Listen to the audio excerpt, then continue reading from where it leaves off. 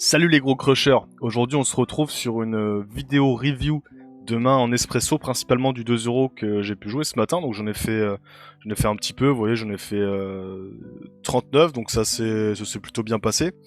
Cette fois-ci j'ai fait du format régular, j'ai pas fait du format nitro comme j'ai pu présenter hier dans la vidéo, sachant que c'est bien plus EV+ pour moi, puisque je vais voir davantage de... je vais pouvoir jouer davantage de coups post-flop. Alors l'intérêt, même si vous jouez pas le format, c'est qu'on va pouvoir voir ce qu'on peut faire short stack, parce que même en cash game ou en MTT, il y aura quand même pas mal de situations où on va jouer contre des récréatifs short stack. Donc voilà, je pense que je vais continuer à en faire un petit peu pour compléter l'événement football jusqu'au 27, et sinon ce soir je fais une grosse session MTT, et je serai sûrement en live sur le Discord. Donc on commence avec Roi 8 off en heads up. J'open. Oh, j'étais un petit peu vite. J'open 2 blind. C'est défendu par big blind. J'ai pas d'infos particulières sur le joueur. À part le fait qu'il s'appelle le Ch'tiflo. Il lead 2 tiers. Bon, pas de raison de s'inquiéter. Dire, ok, il y aura des valets qui nous dominent. Sachant que c'est assez fréquent en short stack de voir des joueurs block bet. Donc, bon. On a quand même un call plutôt sympa, Henry Dronuts, on a le roi de cœur, on a quand même deuxième paire top kicker, il peut aussi très bien lead des troisième et des deuxième paires, donc on a un call. Et turn vient l'as de pique et il décide de lead à nouveau 2 tiers. Et là, j'ai quand même une grosse certitude sur le fait que j'ai la meilleure main, puisque dans ce format, il y a quand même beaucoup d'As-X de toute manière qui vont repush pré-flop, et il y a quand même quasiment aucun As qui veulent lead le flop. Puis bet à nouveau à la turn. En fait, le truc, c'est que la plupart des joueurs qui partent dans des bluffs un peu compliqués, ils essayent de s'inventer une nouvelle main à chaque street. Il va t'expliquer qu'au flop, il a paire de valets. Maintenant, à la turn, il va t'expliquer qu'il a double paire. Ou top paire avec les as. Donc si je suis très content de call, rien d'autre à faire. Et river, 2 de pique, choisit de faire all-in. Bon, rien, ça change rien du tout. C'est une brique complète par rapport à ce qui s'est passé précédemment. Et on décide de call. Il nous montre 10 et 4 de carreau. Main suivante, 8 et 6, donc en big blind, vilain limp, pas l'intérêt disons, on est une main très faible, on est très content de la check back. Flop on check évidemment, il bet 1, on a un call, bon pas hyper sexy mais on peut redraw straight, d'ailleurs c'est peut-être même un fold en vrai, je suis en train de regarder cette main, je pense que c'est un fold à ses profondeurs, il fait quand même half pole, je veux dire... J'ai pas la profondeur pour faire quoi que ce soit, et même quand le valet hit, soit je peux me cut, quoique non, je vais pas temp cut parce que je peux value sin, on le verra plus tard dans d'autres mains. Mais bon, je pense qu'on peut déjà fold. Bien le 8 à la turn, je check, il rebet 1, désormais j'ai un call aussi plutôt efficace. J'étais pas très focus sur cette main, je pense que l'idée c'est de call pour transformer en bluff river, parce que je pense qu'il n'y a pas de valet qui prennent ce sizing. Donc on a envie de faire fold 1 10, une dame 1 9, un 8 qui nous domine. Et river vient le 3. Là je check et je pense que c'est une erreur, on a un lead all-in qui est très profitable je pense. Et il choisit de bet size. Et là pour le coup je décide de le repush. Alors certes j'ai misplay parce que j'ai pas pu donc all-in avant, mais en fait il y a quasiment aucun valet qui veut prendre cette séquence de mise. Ça serait très rare. Donc je m'attends pas à avoir la meilleure main. Bluff catch peut être ok, mais je décide de transfo parce que... je pense qu'il n'y a pas suffisamment de joueurs qui jouent une straight dans le 1 blind à la turn. Et il décide de fold. Mais encore une fois, le lead all-in river est bien plus fort. Bien plus fort. Ah, ça n'a pas chargé. Qu'est-ce que c'est? Valet 10. On open 2.5. On est 25 BBD, puis on va juste d'arriver. Flop, check. Je bet un peu moins d'un tiers. Un peu plus d'un quart. Il relance, là je décide de le repush puisque je m'attends pas à ce qu'il y ait de 9 qui ont envie de jouer comme ça, la plupart des joueurs vont le jouer dans le call. Malheureusement il nous monte 9 et 8 et il gagne. Alors, sans être héros, c'est quand même un spot que je vais prendre très souvent, vraiment très souvent, et il y aura quand même beaucoup de certitude sur le fait qu'il n'y a pas suffisamment de main de value et qu'on a un repush profitable. Alors évidemment il faut beaucoup d'occurrence, c'est quelque chose que je continue aussi à travailler, parfois je vais essayer un truc longtemps, si je me rends compte que c'est pas...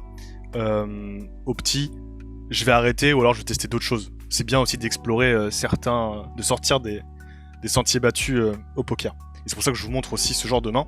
Mais c'est aussi pas les mêmes dynamiques en cash game et en espresso, puisque là, si je me foire, je bust, alors qu'en cash game, je peux re-raise size et au pire je perds 20 blinds quoi, donc ça n'a rien à voir. Valet 8 en big blind, il limp, je pense qu'on a un call, on pourrait potentiellement ISO. Bon, j'ai ISO, c'est pas déconnant, je pense que sa range de limp est quand même très faible, la plupart des joueurs ne la protègent pas suffisamment. Théoriquement, ils sont censés avoir beaucoup de mains fortes dans le limp également, mais je m'attends à ce qu'il y ait souvent des trash qui ont envie d'aller voir un flop assez facilement.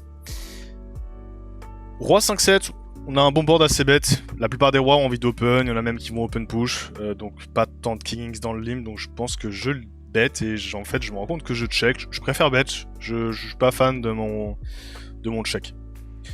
Bon, arrivé là de toute manière on peut toujours s'adapter parce qu'une fois que ça a check on va pouvoir bluffer profitablement turn et river, mais quand je revois la main à froid je me rends compte que bet flop m'a l'air un poil supérieur. C'est aussi l'intérêt hein, de revoir ces mains et de les commenter avec vous parce que je me rends compte qu'il y a des plays que j'aurais pu faire, des spots sur lesquels j'aurais pu me jouer. Sur le lead, je décide de bet 1, je pense qu'on peut bet plus cher. Alors, il est quand même bien capé, il a pas grand chose. Il peut avoir de la showdown, il y a quand même. Je m'attends pas à ce qu'il bluffe tant ça le flop au final sur un board King Eye. Mais on peut monter à 1,5, hein, je pense qu'il nous call sur 1, nous call sur 1,5. Il call. Et ici, il faut pas avoir peur de la 4 to straight. Il y a beaucoup de joueurs qui vont checker. Il faut sin value. Vous allez pas vous faire bluffer. Ici, je bet 1,5, je crois. C'est ce que je fais. Peut-être même monter plus cher. Et en fait, faut pas avoir peur de ça. Parce que il va jamais tri-raise en bluff. La plupart des joueurs sont trop passifs. Ils ont pas le niveau, en tout cas, assez limite pour comprendre qu'il faut transformer un set. Typiquement, là, admettons qu'il est. Je vous dis une connerie. 10 et 7, typiquement. Il aura du mal à comprendre qu'il a perdu. Il faudrait qu'il repush. Mais la plupart vont call. Donc on a un sin value qui fonctionne bien et il nous call avec hauteur d'âme. Vous voyez, très important de bet ici quand on identifie qu'on a la meilleure main. Alors j'ai pas de certitude sur le fait d'avoir la meilleure main puisqu'il a le droit d'avoir des 6 qui n'ont pas envie de bet, qui n'ont pas envie de raise à la turn. Mais important de trouver de la sin value, surtout à ses limites. 10 et 9 désormais. BVB, l'open d'ennemi, on a une défense. Il bet 3.3, je vais call, pas de raison de fold deuxième paire, surtout à ses profondeurs. Deuxième paire, c'est fort. Évidemment, en cash game, c'est pareil, ça serait pas la même chose, c'est pas les mêmes... comment dire, on va pas se défendre de la même manière en fonction de la taille du pot. Il bet 2 tirs, on a un call, assez simple. Sur l'as, il check, je décide de check back. Il y a quand même naturellement des rois qui ont envie de jouer comme ça, bet cher le flop, qui peut vouloir ralentir sur l'as, même si c'est un peu étonnant, ou alors un 10 tout simplement. Ce qui est étonnant, c'est que la plupart de ces bluffs pourraient vraiment bet cet as assez profitablement, mais il ne l'a pas fait. Je check back, vient le valet, il check. Ici, je pense que j'ai jamais la meilleure main. Je pense que je perds contre soit il a hit de la showdown avec une main comme As5, ce qui ferait du sens de commencer à bluffer le flop et de check une fois qu'il avait la showdown à la turn. Mais ici, on a tout le temps perdu quand on check back. Par contre, la plupart des dames vont soit continuer à bluff turn, soit amuser d'elles-mêmes à la river. Donc on a un bluff profitable et ici pas de demi-mesure, on fait tapis. Hein. On veut pas un bet genre 6, 5, ce serait un bon bet en value. Si j'avais une dame, je pourrais bet 5 pour essayer de gratter de l'argent à un as ou un roi potentiellement. Mais ici, il faut faire tapis. Et il décide de fold. Donc vous voyez, c'est un peu comme le spot d'avant où j'expliquais que la personne aurait pas forcément compris qu'il fallait transformer sa main, même s'il a une 4ème ou 3ème paire, puisqu'il a tout le temps perdu. Là, je suis dans un spot où j'ai tout le temps perdu. Allez, peut-être pas tout le temps, peut-être que je gagne 5% du temps quand je check back, mais ça serait trop étonnant. Trop étonnant, donc là, ici, il faut faire tapis. Et c'est un spot très profitable. 5 et 6. Limp, check back. Check. Ici, on a un block bet qui fonctionne bien. Je pense qu'on peut bet 1. Une main qui joue très bien, et puis on est quand même content de deny des auteurs 10+. Des what the fuck n qu'on met directement dans la merde.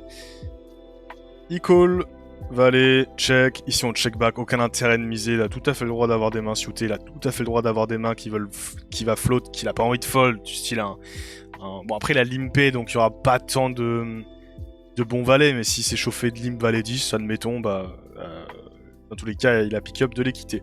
Je check back, valet à un nouveau river, il bet 2 et ici on a un call plutôt simple, je veux dire. Déjà, le half pot, c'est un sizing plutôt weak, surtout de la part de Recrea. En plus, il aurait pu... en fait, il peut jouer de plein de façons différentes. Il peut déjà size plus cher ses flush. Il peut size plus cher ses valets. En fait, il n'y aurait pas suffisamment de mains. Il faudrait qu'il soit capable de... Limite, si sin value un 7 ici, ça serait plutôt smart. J'ai le droit d'avoir des valets qui arrivent ici, mais je n'ai quand même pas tant que ça. Mais on a sur ce sizing, on a un catch. Bien sûr, s'il fait plus cher, je vais décider de fold. Et il nous montre Dame 3 de pique.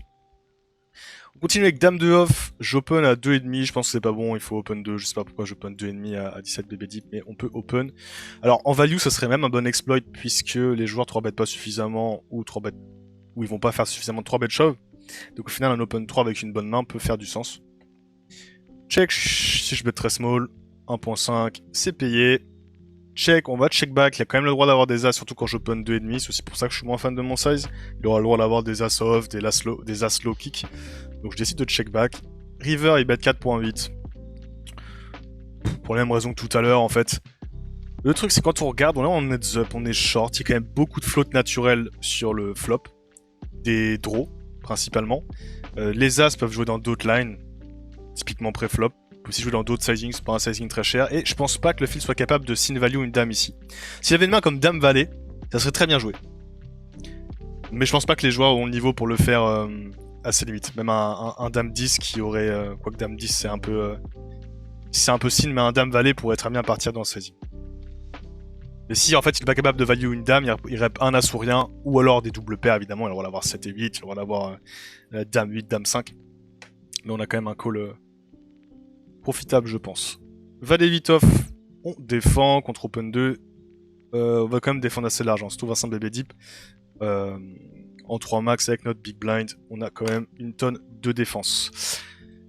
Check, il bet 1.6, on a un call, rien d'autre à faire. Sur ce 9, il faut absolument lead, ça va trop check back. Typiquement, s'il a une main comme As-Dame As-Roi, il peut décider de la check back. S'il a une main comme Roi 10, il peut la check back. Alors évidemment, il fait pas une erreur à payer, mais il peut vraiment avoir... je sais pas, même un As-9 qui se balade, un As-Valet, il y a quand même beaucoup de mains qui vont auto-check back, qu'on a envie de value. Donc je décide de lead un tiers, on va pas lead trop cher. On pourrait éventuellement faire du half, ça serait pas déconnant, mais j'ai quand même envie de garder des mains... les mains moyennes dont je parlais juste avant. Il call. Valet, river, bon, on fait toujours straight, hein. On bloque brelan, c'est un peu dommage. Néanmoins, on veut continuer à value, hein.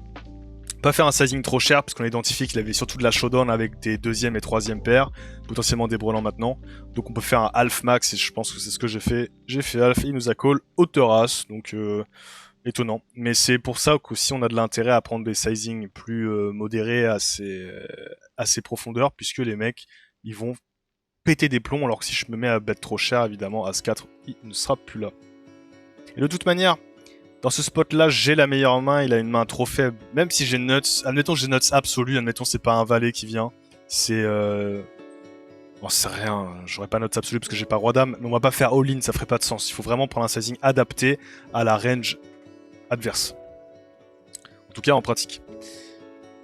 Open 2.5, on défend roi 2, il bet 3.3, easy call. Il check, ici on va bet, pas besoin de bet trop cher au final, j'ai... je pense qu'il faut faire du half max. Il y a très peu de mains qui vont fold. De toute façon, tous ces bluffs ont quand même de l'intérêt à bet la turn, je pense. Après, il peut aussi être un one street bluff, mais je préfère avoir un sizing plus modéré. De toute façon, il me reste 14 blinds, le pot fait 11, donc je peux même bet très small et puis charger river. Je peux aussi check back. Je pense qu'il faut bet. Ouais, 4.1, je suis ok. Et river, il décide de lead. Ah oui, je me rappelle ce que j'ai fait ici. Et je sais pas si c'est... Non, j'ai fait tapis. Oui, j'ai fait tapis. C'est pas cette main à laquelle je pensais. Bon, on fait tapis, il nous call et il nous montre Dame Valet. C'est aussi l'intérêt, vous voyez, de prendre un sizing turn de cette manière. De toute façon, on va le stack off quoi qu'il arrive. On a probablement nuts sur ce board. Si je commence à faire un gros parpaing turn, il est capable d'hero fold une dame, je pense. Alors qu'ici, bah, il est commit, quoi. Alors, son lead est très douteux, hein. D'ailleurs, je suis pas... Je suis pas fan, puisque moi, je vais pas m'amuser à signer une dame ici, hein. J'ai des bluffs ou des rois. Donc, pas très fan. 5 et 2 en overlimp. Je vais quand même avoir beaucoup d'overlimp. Bon, j'ai pas mis beaucoup de mains avec de l'overlimp, mais même une main comme roi 7 off peut très bien aller dans l'overlimp, puisque ça ne squeeze pas suffisamment. Check, check, bet 3, j'ai un call, assez facile. Passe. Et bouton décide, je check, je me rappelle, il fait tapis. Ici, j'ai un call, simplement parce que... Je veux dire, déjà il a une range de limp, une main qui fait pot into overbet, je veux dire, c'est beaucoup trop polarisé en fait. Faudrait qu'il ait bet une dame dans le pot flop et qu'il arrive et qu'il bet sa top pair comme ça. En plus, il faudrait qu'il soit capable de value de cette manière. Et rappelez-vous, les mecs sont très forts pour trouver, surtout les récréas, pour trouver des bluffs très chers de l'espace. Par contre, quand il s'agit de value top pair, la plupart ils sont plus là. Donc on a un call quand même très simple. De toute façon, on a une tonne d'équité. Même les fois où il a top pair, on est toujours en vie. Et je m'attends vraiment à avoir une pampa absolue ici. Genre c'est très curieux. Même, admettons qu'il trappe les as, les rois, pourquoi pas.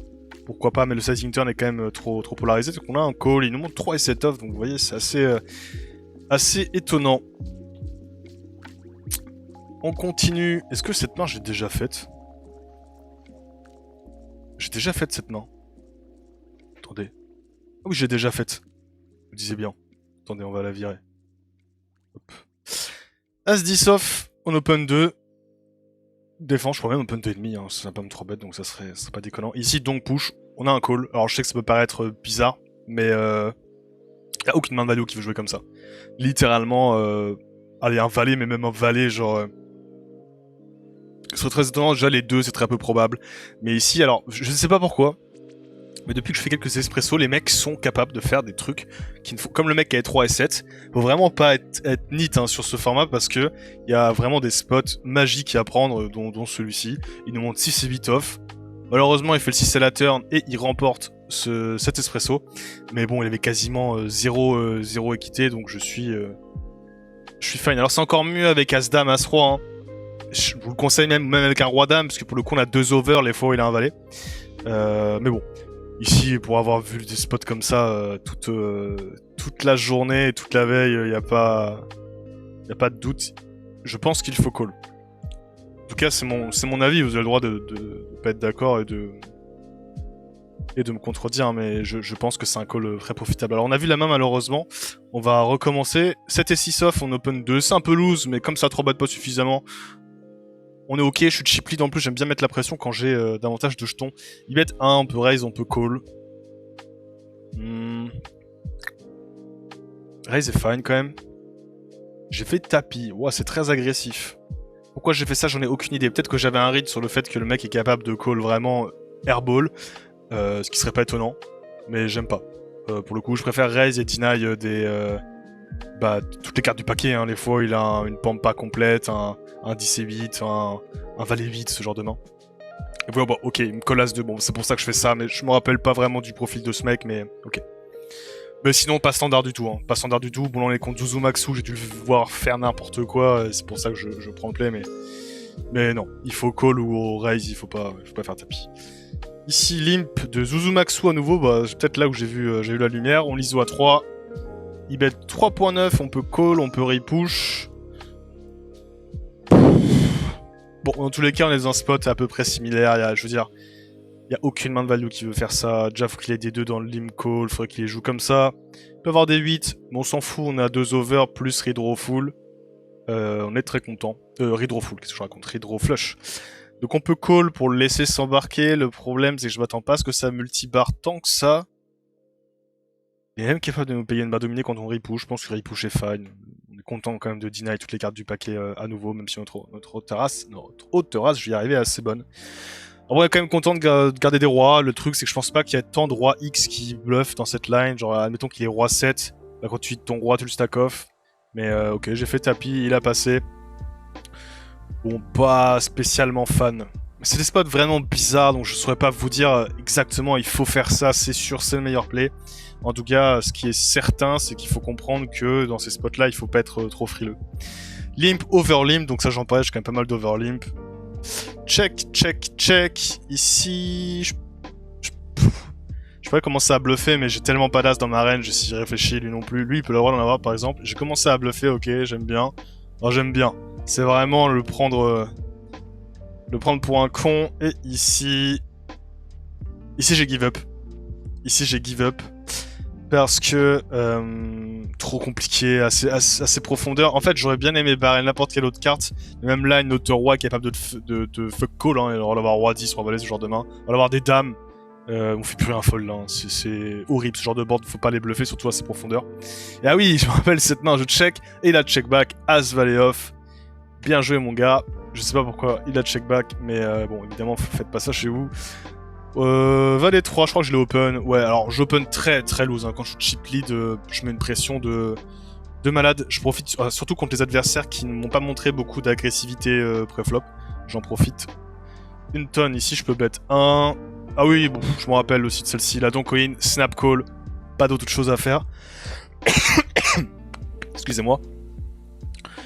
Puisque à ces profondeurs, les As de toute façon vont probablement repush près. Donc au pire, on est dominé par un 4. On domine des 3x. Et il y a aussi toute la région des what the fuck. Les mecs, je sais pas, ils aiment bien faire ça. Le pot il fait 4, il lui reste 9 blind. Il se dit allez, let's go. Et il nous montre 9 et 5 off. Et malheureusement, il hit la straight à la river. Et il gagne le coup. Mais vous voyez, hein, faut pas overfold, hein. Surtout dans ces formats, surtout en short stack, ce sera pas la même chose évidemment en MTT quand t'as de l'ICM et que t'as de la pression, même si là t'as un peu d'ICM évidemment, mais bon, je sais remarquer un truc qui est enfin, là c'est un 2€, ah j'étais sur un 50 centimes donc c'est un x4, ok c'est un x4, c'est rien, je pense tu joues sur l'espresso 1 million, même si c'est un récréa il fait jamais ça quoi, donc on aura, je pense que selon le multiplicateur il faut faire attention. Ensuite, limp, ISO, standard call, bet small, repush, snap call. En fait, en position, alors hors de position, il y aura davantage de brelans qui veulent raise, comme la main où j'ai perdu, je vous la remonte vite fait, celle-ci. Il est hors de position, donc ça fait déjà plus de sens, même si la plupart des neufs vont jouer dans le call. Ici, on est hors position et il est en position. En position, les trois veulent vraiment pas jouer comme ça. Même à ces profondeurs, je veux dire, une dame a clairement pas envie de push ici, ce serait vraiment mal joué. Il y en aura un, j'en ai vu ici, j'ai call des spots où le gars avait top pair, où il avait, alors j'ai très peu vu de Brelan quand même quand le mec est en position. Puis je sais pas, paire de 4, on sait pas ce qu'il fait. Mais on a un call. Et il nous montre roi 7. Et on gagne le coup. C'est aussi l'intérêt du bet très small. Hein. Le check fonctionne bien aussi. Le check fonctionne bien, mais j'aime bien le bet small puisque ça level une tonne. Les mecs ils se disent, en fait ils se disent perdu pour perdu, s'ils gagnent ce pot c'est la merde, il y a le pot il fait 7.5, c'est la moitié de mon stack, on y va, mais faites pas ça, hein, c'est évidemment mal joué. Roi 2 off en open, sinon on est très content sur ce board, hein. On bet 1, c'est très bien, on a une très bonne fold equity. On peut multi-bar, on peut check back. Peut-être préférence pour check back, pour pouvoir bet river quand ça check, et là il bet 3. Je pense qu'il faut bluffer. Ça présente vraiment une main moyenne. La plupart des as, hein, les meilleurs en tout cas, ils vont de toute manière raise ou repush. Les joueurs sont quand même capables. D'ailleurs, c'est les seuls mains qui sont capables de trouver, j'ai l'impression, à ce niveau-là. Mais ici, il faut rebluff, je pense. C'est pas déconnant. Ouais. Le half pot en plus, c'est un sizing plutôt weak. Évidemment, s'il fait 3 quarts, je fold. Et on n'en parle plus. Et on finit avec Dame 4 suit. On open 2, c'est call. Ibiz 1, passe, ici je raise. Vraiment, je m'attends pas du tout à avoir de 10x jouer comme ça. Très peu de 6x également. Et puis même s'il y a un 6x, je suis content de le raise pour pouvoir le faire fold sur la plupart des run-out. Admettons qu'il est 7 et 6. Vient un valet, une dame, un roi, un as, ce que tu veux. Ça va être très dur d'assumer un 3 barrel. Je vais raise small pour bet small pour faire share river. Et vous voyez, c'est comme ça que quand on prend un play... Alors, soit on se projette, on a un plan, ça veut pas dire que le plan est parfait, je suis pas en train de vous dire mon plan c'est absolument le meilleur, je vais faire ça, je vais gagner tout le temps. Mais au moins, ça me permet de pas jouer street par street et de se dire bon bah ok, je vais faire ça, je vais raise, et après je sais pas ce que je fais. Là je sais déjà ce que j'ai prévu faire. Vient un 6, donc plutôt content finalement de cette turn, puisque bah ça lui enlève énormément de combos en fait. Et il choisit de re-lead 1, et je pense que j'ai très souvent la meilleure main, j'ai quand même envie de lui deny de la bluff equity. Je m'attends pas à ce que les rois et les as, déjà, transforment en bluff dès le flop, ce serait éclaté, et pré-flop peuvent déjà jouer dans d'autres lines. Donc je décide de le re-push, simplement pour le foutre dans la merde avec 7 et 9, avec valet 9, avec tout ce genre de main. Et il me colle les 4, donc triple paire, hein, évidemment, triple paire c'est gagné, c'est bien joué, et on gagne le coup. Voilà, j'espère que ça vous a plu. Donc il y avait un petit peu de tout, 50 centimes de 2€. J'ai essayé de prendre des spots intéressants. On a pu faire un peu de coups post-flop. Ce qu'il faut retenir en tout cas quand vous jouez short stack, quel que soit le format, En cash game, ça sera à peu près la même chose. Pas hésiter, faut pas se presser. Premier conseil, faut pas se presser. Quand la taille du pot est basse, de toute façon, enfin, comment dire, la taille du pot, même si elle semble basse, avec vos stacks effectifs de toute manière, t'auras tout le temps de lui prendre son stack. Même si t'as que 2 streets de value, t'auras plein de façons de prendre son stack, quoi qu'il arrive. Donc t'as pas besoin de... Faut pas commencer à faire des énormes bets quand on a nuts. Vous voyez, il y a des spots où j'ai bet small pour induce, pour que le mec puisse me bluffer. Où j'ai bet très small en sin value pour avoir le max de clairvoyance les streets précédentes et trouver un petit brin de value à la river. Donc faut pas se presser, on est tranquille. Ça permet vraiment en plus de jouer simplement. Si tu commences à prendre des gros bets short stack, tu risques vraiment de naviguer en eau trouble et tu vas être arrivé de turn et river, tu vas être bon. Alors en value, c'est moins dérangeant parce que quand t'as nuts, et pour le coup, c'est pas mal. Mais ce qu'il faut comprendre, c'est que t'es quand même content, même avec nuts, de le laisser réaliser son équité gratuitement pour pas cher, pour pouvoir lui prendre de l'argent quand il a récupéré de l'équité. Deuxième conseil, putain, je l'avais sur le bout de la langue. Sin value, j'en ai parlé. Sin value, très important. Très important, les adversaires vont pas être suffisamment, la plupart en tout cas, en micro-limite. Alors c'est valable. C'est même valable en NL 50, ce que tu veux. Hein, genre, la plupart des joueurs, même en 100, les récréatifs surtout, il y a quand même des règles qui comprennent le jeu et qui sont capables de vous poser des problèmes contre lesquels il va pas falloir les prendre pour des cons. Mais contre les récréas, faut pas hésiter à sin value. C'est bien de... Quand tu commences à comprendre si t'as la meilleure main ou pas, enfin, si t'as de gros doutes ou une certitude sur le fait d'avoir potentiellement la meilleure main, il faut bet. Même si tu bet 1, il faut bet. Genre, même si c'est Autoras et que t'as gagné avec Autoras, il faut bet.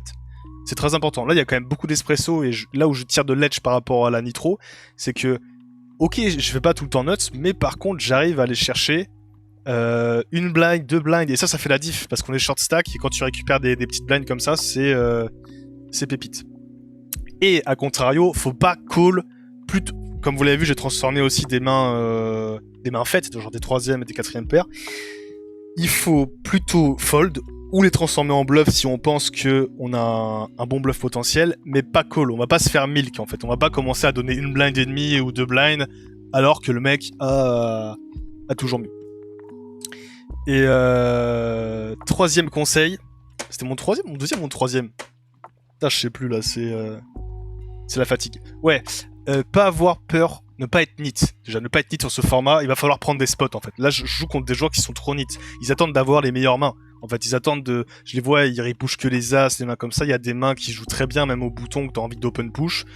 Genre 12 BB deep, un 9 et 10 suit, ce genre de choses.